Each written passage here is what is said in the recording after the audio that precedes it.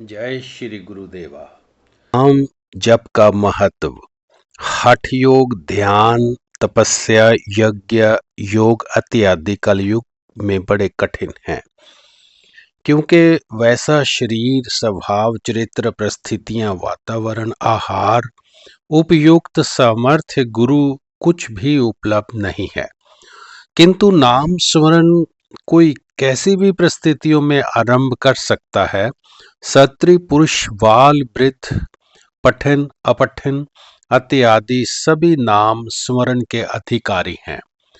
मंत्र जप अथवा नाम जप वास्तव में नाम स्मरण की स्थिति को निरंतर बनाए रखने के लिए अभ्यास रूप होता है। जब निरंतर बनाए रखना असंभव होता है, नाम स्मरण प्रतिक्षण बना रह सकता है। विषय विस्तार में अधिक ना जाते हुए हम सीधे अपनी बात तक आते हैं। जब तक कुंडलिनी अथवा अल्लाहिदिनी अंतर्मुखी जागृत होकर क्रियाशीला नहीं हो जाती एवं साधक के कर्तापन की भावना के स्थान पर दृष्टापन का भाव उदय नहीं हो जाता, तब तक स्मरण की निरंतरता भी नहीं रह सकती। तब पराशक्ति अल्लाहदिनी अंतर में प्रतिक्षण क्रियाशीला रहती है। यदि साधक इस क्रियाशीलता के प्रति अपना लक्ष्य बनाए रख सके तो स्मरण की निरंतरता भी बनी रह सकती है। संत अथवा महापुरुष जब स्मरण अथवा जप की अपनी वाणी में उपदेश करते हैं तो उनका लक्ष्य अंतर में शक्ति जागृत कर उसकी क्रियाओं का निरंतर घटित होते रहने एवं साधक का उन पर अपना चित्त स्थिर रखने से होता है। किंतु प्रारंभिक अवस्था में साधक का इस स्थिति को प्राप्त करना कठिन होता है। अतः आरंभ करने के लिए वे कर्ता अभिमान युक्त नाम जप का ही आश्रय लेने की बात करते हैं। शक्ति की जागृति होकर क्रियाशीला हो उठने को ही परा अथवा परम प्रेम रूपा भक्ति कहा जाता है। ये बात हम पहले भी स्पष्ट कह चुके हैं कि वास्तव में मंत्र अक्षर समूह नहीं, वरना उसके अंदर छिपी चैतन्य शक्ति अथवा देवत्व होता है, जो मंत्र जप के दीर्घकालीन अनुसंधान अथवा गुरु कृपा से अंतर्मुखी जागृति होती है। मनुष्य की शक्ति यदि अंतर्मुखी प्रतिप्रसव कर्म में जागृत हो तभी उसे मनुष्य की संज्ञा देना उचित होता है। नहीं तो जब तक शक्ति प्रसव क्रम में कार्य करती रहती है तब तक तो वो तत्व अथवा अध्यात्म की दृष्टि में मनुष्य एवं पशु में कोई अंतर नहीं होता। जब हरि नाम में छिपी चैतन्य शक्ति जागृत होती है, जिसे मंत्र चैतन्य भी कहा जाता है, तब वह स्वाभाविक क्रियाओं के माध्यम से चित्त में संचित संस्कारों एवं वासनाओं को क्षीण करती है। यहाँ इसे पाप राशि को जलाना कहा जाता है। संस्कार क्षीण होने से चित्त शुद्ध एवं बुद्धि निर्मल होती जाती है। बुद्धि पर मलिनता संस्कारों वासनाओं की ही होती है। उनका आवरण उतरने से बुद्धि शुद्ध होती जाती है। तब साधक के सभी अंतराय, विघ्न, बाधाएं इत्यादि जो संस्कारों के कारण ही होती हैं, वे भी दूर हो जाती हैं। ऐसा है नाम स्मरण प्रभाव। गुरु का महत्व। नाम जब वस्तुत अल्लाहदिनी शक्ति की अंतर्मुखी जागृति का साधन है, जिससे अजपा जप तथा शक्ति की आंतरिक क्रियाएं आरंभ होकर स्वाभाविक परम प्रेम रूपा भक्ति की उपलब्धि होती है। मंत्र या नाम स्वयं ही चुनकर आरंभ कर दिया जाए तो उसकी जागृति के लिए दीर्घकालीन अनुसंधान तथा पुरुष शरण इत्यादि करने की आवश्यकता पड़ती है, जिस हेतु मन में उत्साह एवं फल प्राप्ति के लिए धैर्य अनिवार्य है। यदि मंत्र अथवा नाम गुरु से धारण किया जाता है तो गुरु की शक्ति नाम में सम्मिलित होकर नाम को चेतना प्रदान कर देती है, जिससे मंत्र के चैतन्य होने का मार्ग सरल हो जाता है। फलस्वरूप साधक की स्थिति शीघ्रता पूर्वक पराभक्ति में हो जाती है। कृत्याभिमान युक्त जप, उपासना इत्यादि की अवहेलना कर कई शास्त्रों एवं संतों ने गुरु को ही पराभक्ति की प्राप्ति का हेतु बताया है और अंतिम गंतव्य स्थान तक पहुंचने में गुरु कृपा को कारण मानते हुए गुरु महिमा का बखान किया है। किंतु जैसा कि हम पूर्व कह भी चुके हैं कि गुरु का पूर्ण सत्य स्वरूप समर्थ होना परम परम आवश्यक है, अन्यथा गुरु तथा शिष्य दोनों का अकल्याण होता है। पराशक्ति की प्राप्ति में गुरु कृपा को कारण बतलाया है। जब गुरु शिष्य को दीक्षा प्रदान करते हैं तब शिष्य के अंतर में विभिन्न प्रकार की विषमकारी एवं आनंददायक क्रियाएं आरंभ हो जाती हैं। वे क्रियाएं गुप्त होती हैं, बाहरी प्रकट क्रियाओं के होने पर भी उनका आनंद साधक के अपने अंतर में ही अनुभव कर सकता है। इसलिए गीता में इस साधना को राजगुहा अर्थात गुप्त विद्याओं का राजा कहा गया है। दीक्षा उपरांत शक्ति जागृति के अनेकों लक्षण होते हैं। गुरु शक्ति शिष्य की चित्त शक्ति पर ऐसी चोट करती है कि शिष्य अपने जीवन को एकदम परिवर्तित अनुभव करने लगता है। पहले वह अपने द्वारा किए गए प्रत्येक कर्म में कर्तापन की भावना रखता था, झूठा अभिमान करता था।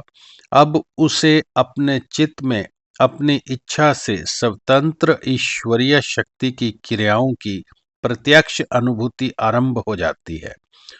वह दृष्टा भाव से उन क्रियाओं का अनुभव करता है। उसका कर्ता अभिमान गलने लगता है। उसे ऐसा ज्ञान ही नहीं अपितु प्रत्यक्ष अनुभूति भी हो जाती है कि करने वाला वह नहीं वरना ईश्वरीय शक्ति है। तब उसके चित्त में एक ऐसा छेद हो जाता है जिसमें से उसका सारा कर्ता अभिमान बाहर निकलने लगता है। कर्तव्याभिमान गलने के उपरांत उसके चित्त में संचित संस्कार क्रियाओं के माध्यम से क्षीण होते जाते हैं, अर्थात उस छेद के रास्ते बाहर निकलते जाते हैं, जिससे शिष्य का चित्त शुद्ध एवं निर्मल हो जाता है और उसके प्रियतम परमेश्वर उसके चित्त में ही प्रकट हो जाते हैं। गुरु तब अथवा ईश्वर ही प्रसव कर्म में जगत बेमुखी नीचे उतरते हुए माया एवं गुणों के अंतर्गत जीवत्व धारण करते हैं। जगत में आसक्त होने से सुख दुख का अनुभव करते हैं। जीव रूपी ईश्वरीय तत्व में ही जगत बंधन से छुटकारा पाने की तड़प उत्पन्न होती है। द्वैत से ग्रस्त जीव भाव अद्वैत रूपी गुरु तत्व की शरण ग्रहण कर उससे मार्गदर्शन एवं शक्ति ग्रहण कर भव बंधन से छूटने का प्रयत्न करता है। ईश्वर रूपी श्री गुरुदेव की स्थिति ऐसी है कि द्वैत भाव के आने पर भी उनका सनातन अद्वैत भाव खंडित नहीं होता। जिस प्रकार चंद्रमा स्वयं प्रकाशित ज्योतिमा की ओढ़नी ओढ़कर अदृश्य नहीं होता, उसी प्रकार श्री गुरुदेव के जगत का निर्माण कर जगत के रूप में ही फैलकर जगत के माध्यम से ही अपने अस्तित्व को प्रकाशित करते हैं। गुरुदेव देखने का नहीं अपितु दर्शाने का माध्यम बनते हैं। आवश्यकता केवल इस बात की है कि मनुष्य जगत के कण कण में प्रतिबिंबित गुरु अर्थात ईश्वर तत्व को देखने के लिए ज्ञान चक्षुओं को उन्मीलित करे। उपरोक्त विवेचन से स्पष्ट है कि ब्रह्मांड की सर्वोत्तम सत्ता ईश्वर को ही यहाँ गुरु कहा गया है। जगत के बंधन को तोड़ने में सक्षम ज्ञान इस अलौकिक गुरु से ही प्राप्त होता है। वही सर्वोच्च सत्ता गुरु शरीर में जागृत होकर शिष्यों के कल्याणार्थ कार्य करती है एवं इसी के कारण सूर्य, चंद्रमा, तारे इत्यादि ज्योतियों प्रकाशित होती हैं, जल एवं वायु प्रवाहित होते हैं, मनुष्य, पशु, पक्षी इत्यादि जीव उसी के संयोग से विभिन्न व्यवहार करते हैं। वही माया के अंतर्गत तीनों गुणों में बंध कर जीव तब धारण करता है तथा उसी की कृपा से जीव में कार्यरत उसी की शक्ति प्रतिप्रसव कर्म में जागृत होकर चित्त शुद्धि का कार्य संपादित करती हुई माया में बद्ध जीव को बंधन मुक्त भी करती है। यही मूल तत्व की महानता है। जिसके चित्त में सद्गुरु के चरण हैं, उसे सभी सिद्धियां प्राप्त होती हैं। सर्वोत्तम सिद्धि समाधि की ही है। यह सिद्धि तो उसे प्राप्त होती ही है, क्योंकि गुरु शक्ति वासनाओं के कारण को क्षीण करती हुई चित्त की शुद्धि करती है। मुक्ति उस गुरु भगत के पीछे पीछे फिरती है, किंतु उसमें उसकी रुचि ही नहीं रहती। उससे सद्गुरु चरणों की पूजा ही अधिक भाती है। यहाँ समझने की बात है कि गुरु शक्ति के अंतर्मुखी जागृत होने के पश्चात गुरु चरण चित्त में स्थापित हो जाते हैं। बाह्य गुरु चरणों की बात यहाँ केवल प्रतीक रूप में ही कही गई है। इसी प्रकार चरणों की पूजा का अर्थ अंतर में जागृत गुरु शक्ति के प्रति समर्पण भावयुक्त होकर साधन करने से है, जिससे चित्त में सद्गुरु का वास है। वह निरंतर पर ब्रह्म में ही स्थित रहता है। भाव ये है कि उस व्यक्ति का अहम भाव अंतर में जागृत चैतन्य रूप सद्गुरुदेव की देव में स्थापित हो जाता है। चैतन्य अथवा शक्ति कभी प्रसुप्त नहीं होते, सदैव जागृत एवं क्रियाशील रहते हैं। ऐसा साधक प्रस्तुत अवस्था में भी जागृत ही रहता है। गुरु शक्ति के चित्त में जागृत होने का अर्थ द्वैत से संचित संस्कारों एवं विचारों का नाश प्रारंभ हो जाता है। अर्थात गुरु शक्ति की अंतर में जागृति का अर्थ चित्त में अद्वैत के बीज का आरोपित होना है। जैसे जैसे बीज अंकुरित होता है और वृक्ष का रूप ग्रहण करता है, वैसे ही वैसे संचित संस्कारों एवं वासनाओं का नाश होता जाता है।